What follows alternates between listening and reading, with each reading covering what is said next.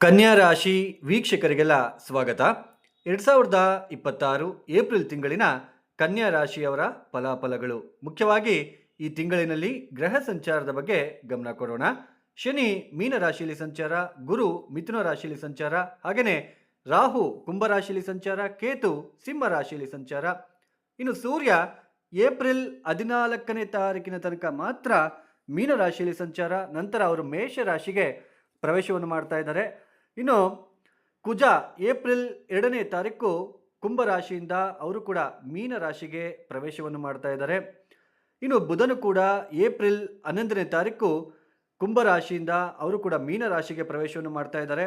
ಇನ್ನು ಶುಕ್ರ ಏಪ್ರಿಲ್ 19ನೇ ತಾರೀಕಿನ ತನಕ ಮೇಷ ರಾಶಿಯಲ್ಲಿ ಸಂಚಾರ, ನಂತರ ಅವರು ವೃಷಭ ರಾಶಿಗೆ ಪ್ರವೇಶವನ್ನು ಮಾಡ್ತಾ ಇದ್ದಾರೆ.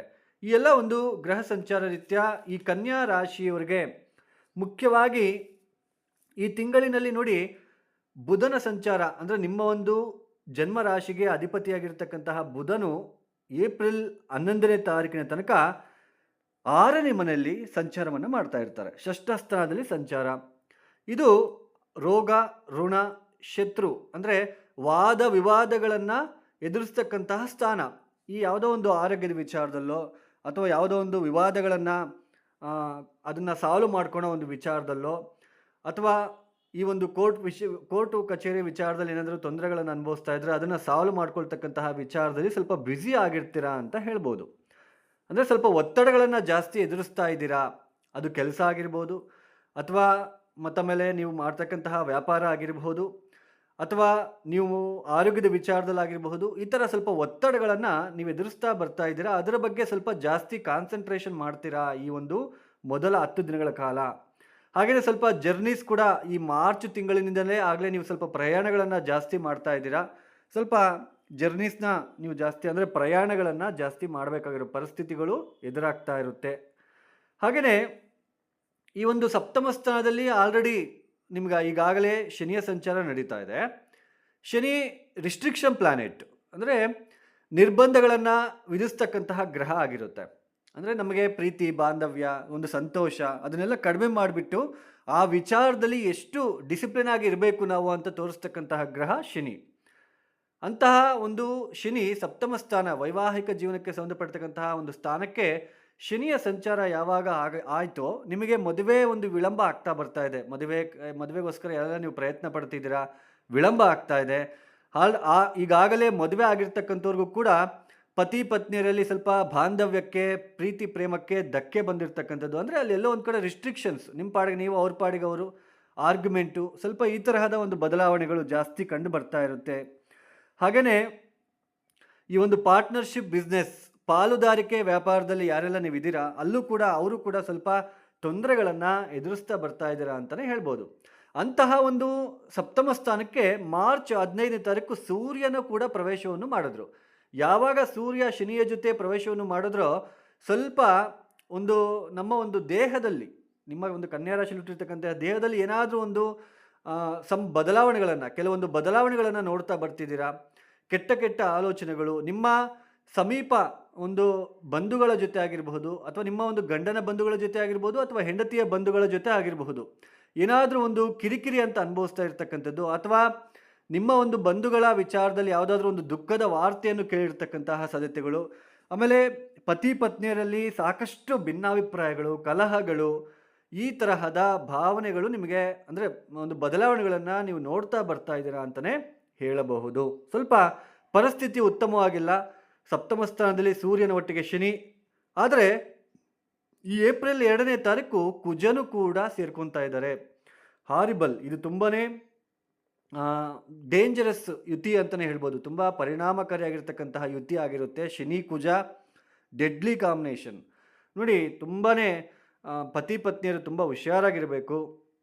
ಅವರ ಆರೋಗ್ಯದ ವಿಚಾರದಲ್ಲಿ, ನಿಮ್ಮ ಕನ್ಯಾ ರಾಶಿಯಲ್ಲಿ ಹುಟ್ಟಿರ್ತಕ್ಕಂತಹ ಸ್ತ್ರೀಯರಾದರೆ ನಿಮ್ಮ ಪತಿಯ ಆರೋಗ್ಯದ ವಿಚಾರದಲ್ಲಿ, ಅಥವಾ ನೀವು ಪುರುಷರಾಗಿದ್ದರೆ ನಿಮ್ಮ ಪತ್ನಿಯ ಆರೋಗ್ಯದ ವಿಚಾರದಲ್ಲಿ, ಮತ್ತು ನಿಮ್ಮ ಸಮೀಪದ ಬಂಧುಗಳ ವಿಚಾರದಲ್ಲಿ ಅವ್ರ ಜೊತೆ ಮಾತನಾಡಬೇಕಾದ್ರೆ ವಿವಾದಗಳನ್ನು ಸೃಷ್ಟಿಸಿಕೊಂಡು ಮಾತನಾಡಬಾರದು. ಸ್ವಲ್ಪ ಎಚ್ಚರಿಕೆಯಿಂದ ಇದ್ದರೆ ಸ್ವಲ್ಪ ಉತ್ತಮ. ಇಲ್ಲ ಅಂದರೆ ಸಾಕಷ್ಟು ಏರಿಳಿತಗಳನ್ನು, ತೊಂದರೆಗಳನ್ನು ಅನುಭವಿಸುವ ಸಾಧ್ಯತೆಗಳು ಹೆಚ್ಚಾಗಿ ಕಂಡು ಬರ್ತಾ ಇರುತ್ತೆ. ಪ್ರೀತಿ ಪ್ರೇಮ ಅಂತ ಹೇಳಿಬಿಟ್ಟು ನಂಬಿ ಮೋಸ ಹೋಗ್ತಕ್ಕಂತಹ ಸಾಧ್ಯತೆಯೂ ಕೂಡ ಹೆಚ್ಚಾಗಿ ಈ ತಿಂಗಳಿನಲ್ಲಿ ನೀವು ನೋಡ್ತೀರಾ. ಇಲ್ಲದೇ ಇರತಕ್ಕಂತಹ ಆಸೆ ಆಕಾಂಕ್ಷೆಗಳಿಗೆ ಒಳಗಾಗ್ಬಿಟ್ಟು ತೊಂದರೆಗಳನ್ನು ತಂದುಕೊಳ್ತಕ್ಕಂತಹ ಸಮಯ ಆಗಿರುತ್ತೆ. ನಿಮ್ಮ ಒಂದು ದೇಹದಲ್ಲಿ ಏನಾದರೂ ಒಂದು ಚೇಂಜಸ್ ಬದಲಾವಣೆಗಳನ್ನು, ಏನೋ ಒಂದು ಒಂದು ಬಯಕೆಗಳನ್ನು ನಿಮ್ಮ ದೇಹ ಒಂದು ಅಥವಾ ನಿಮ್ಮ ಒಂದು ಮನಸ್ಸಿಗೆ ಬರ್ತಾ ಇರ್ತಕ್ಕಂಥದ್ದು ಕಾಣಿಸ್ತಾ ಇರುತ್ತೆ. ಸ್ವಲ್ಪ ಆ ತರಹ ಒಂದು ಬಯಕೆಗಳನ್ನು ದೂರ ಇಟ್ಟರೆ ಒಳ್ಳೆಯದು, ಇಲ್ಲ ಅಂದರೆ ಸಾಕಷ್ಟು ತೊಂದರೆಗಳನ್ನು ಎದುರಿಸುವ ಸಾಧ್ಯತೆಗಳು ಕಂಡು ಬರ್ತಾ ಇರುತ್ತೆ. ಆದರೆ ಹೊಸದಾಗಿ ಉದ್ಯೋಗ ಏನು ಪ್ರಯತ್ನ ಪಡ್ತಿದ್ದೀರಾ, ಸ್ವಲ್ಪ ಸಿಗ್ತಕ್ಕಂಥದ್ದು ಏಪ್ರಿಲ್ ತಿಂಗಳಿನಲ್ಲಿ ಈ ತರಹದ ಒಂದು ಪಾಸಿಟಿವ್ ಚೇಂಜಸ್ನ ಕೂಡ ನೀವು ನೋಡ್ತೀರಾ ಅಂತಲೇ ಹೇಳಬಹುದು. ಒಟ್ಟಾರೆಯಾಗಿ ಸ್ವಲ್ಪ ಮೇನ್ ಪತಿ ಪತ್ನಿಯರು, ನಿಮ್ಮ ರಿಲೇಷನ್ಶಿಪ್ಪು, ನಿಮ್ಮ ಒಂದು ಸಮೀಪದ ಬಂಧುಗಳು, ಈ ಥರ ಅವ್ರ ಜೊತೆ ಸ್ವಲ್ಪ ಭಿನ್ನಾಭಿಪ್ರಾಯಗಳು, ಪ್ರೀತಿ ಪ್ರೇಮ ಅಂತ ಮೋಸ ಹೋಗ್ತಕ್ಕಂಥದ್ದು, ಈ ತರಹದ ಸಿಚುಯೇಷನ್ ಜಾಸ್ತಿ ಇರುತ್ತೆ. ಆದರೆ ಏಪ್ರಿಲ್ 14ನೇ ತಾರೀಕಿನ ನಂತರ ಸೂರ್ಯ ಅಷ್ಟಮ ಸ್ಥಾನಕ್ಕೆ ಹೋಗ್ತಾರೆ. ಆಲ್ರೆಡಿ ಏಪ್ರಿಲ್ 1ನೇ ತಾರೀಕಿನಿಂದನೇ ಶುಕ್ರ ಅಷ್ಟಮ ಸ್ಥಾನದಲ್ಲಿ ಸಂಚಾರ. ಇದು ಸ್ವಲ್ಪ ಒಳ್ಳೆ ಊಟ ಮಾಡಬೇಕು, ಮತ್ತು ಆಮೇಲೆ ಲಕ್ಸುರಿ ಐಟಮ್ಸ್ನ ಅಂದರೆ ಒಳ್ಳೆ ಒಂದು ಸುಗಂಧ ದ್ರವ್ಯಗಳನ್ನು ಹಾಕ್ಕೊಳ್ಬೇಕು, ಬಟ್ಟೆಗಳನ್ನು ಹಾಕ್ಕೊಳ್ಬೇಕು, ಮುಖ ಚೆನ್ನಾಗಿ ಇಟ್ಕೊಳ್ಬೇಕು, ನಾನು ಚೆನ್ನಾಗಿ ನೋಡ್ಕೋಬೇಕು, ನನ್ನ ಒಂದು ಬಾಡಿಯನ್ನು ಚೆನ್ನಾಗಿ ಇಟ್ಕೋಬೇಕು. ಈ ತರಹದ ಒಂದು ಬದಲಾವಣೆಗಳು ಆರ್ಥಿಕ ವಿಚಾರದಲ್ಲೂ ಕೂಡ ಸ್ವಲ್ಪ ಪರವಾಗಿಲ್ಲ, ಸ್ವಲ್ಪ ಹಣಕಾಸಿನ ವಿಚಾರದಲ್ಲಿ ಪ್ರಗತಿ ಕೂಡ ನಿಮಗೆ ಕಂಡು ಬರ್ತಾ ಇರುತ್ತೆ ಅಂತಲೇ ಹೇಳಬಹುದು. ಶುಕ್ರನ ಸಂಚಾರ ನವಮ ಸ್ಥಾನಕ್ಕೆ ಹೋಗುತ್ತೆ ಏಪ್ರಿಲ್ 20ನೇ ತಾರೀಕಿನ ನಂತರ. ಅಲ್ಲಿಂದ ಮತ್ತಷ್ಟು ಒಳ್ಳೆಯ ಫಲಿತಾಂಶಗಳು ನಿಮಗೆ ಸಿಗ್ತಾ ಹೋಗುತ್ತೆ ಅಂತಲೇ ಹೇಳ್ಬೋದು. ಹಣಕಾಸಿನ ವಿಚಾರದಲ್ಲಿ ದೊಡ್ಡ ಮಟ್ಟಕ್ಕೆ ತೊಂದರೆ ಅಂತೂ ಕಾಣಿಸ್ತಾ ಇಲ್ಲ, ಬಟ್ ವಿವಾದಗಳು ಯಾವುದೋ ಒಂದು ಆರೋಗ್ಯದ ವಿಚಾರದಲ್ಲೋ ಆ ಟೆನ್ಷನ್ ಒತ್ತಡಗಳನ್ನು ಅನುಭವಿಸ್ಬೇಕಾಗಿರೋದು, ಅಥವಾ ಕೋರ್ಟ್ ಕಚೇರಿ ವಿಚಾರ, ಅಥವಾ ಒಂದು ಪ್ರಯಾಣದ ವಿಚಾರದಲ್ಲಿ ಈ ತರಹದ ಒಂದು ವಿವಾದಗಳನ್ನು ಎದುರಿಸ್ತಾ ಇರತಕ್ಕಂಥದ್ದು. ಆಮೇಲೆ ಬಂಧುಗಳ ಜೊತೆ ನಿಮ್ಮನ್ನು ಏನಾದರೂ ಒಂದು ಅಪಾರ್ಥ ಮಾಡ್ಕೊಳ್ತಕ್ಕಂಥದ್ದು, ಈ ತರಹದ ಒಂದು ಸಮಯ, ಈ ಸಮಯ ಇದಾಗಿರೋದ್ರಿಂದ ಸ್ವಲ್ಪ ಹುಷಾರಾಗಿ ಇರೋದಕ್ಕೆ ಪ್ರಯತ್ನ ಮಾಡಿ. ಈ ಕನ್ಯಾ ರಾಶಿಯವರು ತಪ್ಪದೆ ಏನು ಪರಿಹಾರ ಮಾಡ್ಕೋಬೇಕು ಅಂದರೆ ನೋಡಿ, ಪ್ರತಿನಿತ್ಯ ವಿಷ್ಣು ಸಹಸ್ರನಾಮ ಕೇಳುವುದು ಉತ್ತಮ. ಹಾಗೆಯೇ ಸಪ್ತಮ ಸ್ಥಾನದಲ್ಲಿ ಶನಿ ಸೂರ್ಯ ಕುಜ ಇರೋದ್ರಿಂದ ನೋಡಿ, ಮುಖ್ಯವಾಗಿ ನೀವು ಮಾಡಬೇಕಾಗಿರೋ ಕೆಲಸ ಏನಪ್ಪ ಅಂತಂದರೆ, ಲಕ್ಷ್ಮೀ ನರಸಿಂಹಸ್ವಾಮಿ ಆರಾಧನೆಯನ್ನು ಮಾಡೋದಕ್ಕೆ ಪ್ರಯತ್ನ ಮಾಡಿ, ಅಥವಾ ಕಾಲಭೈರವ ಅಷ್ಟಕವನ್ನು ನೀವು ಎಷ್ಟು ಸಲ ಕೇಳ್ತಿರೋ ಅಷ್ಟು ಒಳ್ಳೆಯದು. ನೀವು 8 ಬಾರಿ ಕೇಳ್ತೀರಾ, 20 ಬಾರಿ ಕೇಳ್ತೀರಾ, ಅದು ನಿಮಗೆ ಬಿಟ್ಟಿದ್ದು. ಕಾಲಭೈರವ ಅಷ್ಟಕವನ್ನು ನೀವು ಕೇಳ್ತಕ್ಕಂಥದ್ದು ತುಂಬ ಉತ್ತಮ. ಇನ್ನು ಯಾರೆಲ್ಲ ಈ ವಿಡಿಯೋನ ನೋಡ್ತಾ ಇದ್ದೀರಾ, ಲೈಕ್ ಮಾಡಿ, ಶೇರ್ ಮಾಡಿ, ಸಬ್ಸ್ಕ್ರೈಬ್ ಮಾಡ್ಕೊಳ್ಳಿ. ಹಾಗೆಯೇ ಯಾರಿಗಾದರೂ ಆಸ್ಟ್ರಾಲಜಿ ಕನ್ಸಲ್ಟೇಷನ್ ಬೇಕು ಅಂತಂದರೆ ಡಿಸ್ಪ್ಲೇ ಆಗ್ತಿರೋ ನಂಬರ್ಗೆ ನೇರವಾಗಿ ಕರೆಯನ್ನು ಮಾಡಿ. ಪ್ರಾಬ್ಲಮ್ಸ್ನ ಹೇಳ್ಕೋಬಾರ್ದು. So date of birth timings compulsory ಇರಬೇಕು. ಸೊ ಸರ್ವೇ ಜನೋ ಸುಖಿನೋ ಭವಂತು. ಧನ್ಯವಾದಗಳು. ಜೈ ಶ್ರೀರಾಮ್.